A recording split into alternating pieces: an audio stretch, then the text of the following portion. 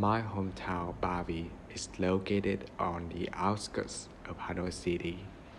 It's a peaceful place where the locals are famous for their warmth and hospitality. Bavi is famous for its delicious sweet milk used to make yogurt milk cakes. This area is mainly rural.